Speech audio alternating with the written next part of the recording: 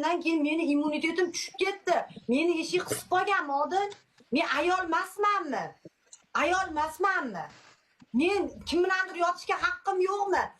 Rossiyada turib Umid opam kim bilandir yotadi. Men odam emasmanmi? Odil? Yo'q, yo'q. Qachongacha asrab yurasan? Yo'q. Odil. Hay to'xtang, Qancha rasxoting bo'lsa, Odil, qancha rasxoting bo'lsa men qilaman.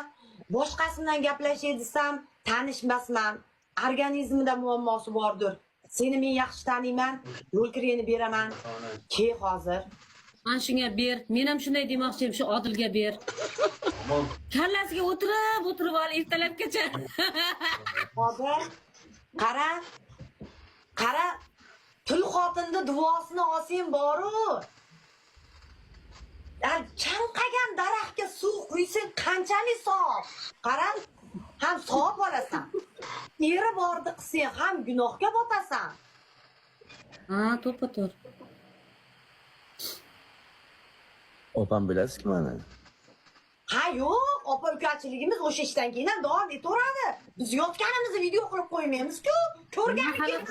Lekin qayta bir-birlariga mehrlaring tushib, keyin bir-birlaring izlab qolasan, Odil, bir yotib ko'ringlar. Opam biladi. Odil, mujik bo'l. Imkoniyat bitta hali meni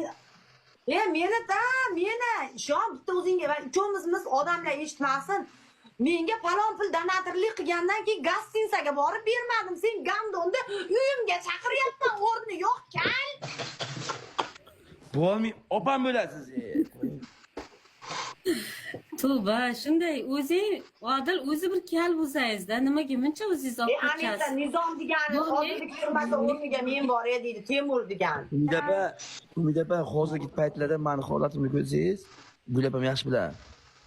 Opam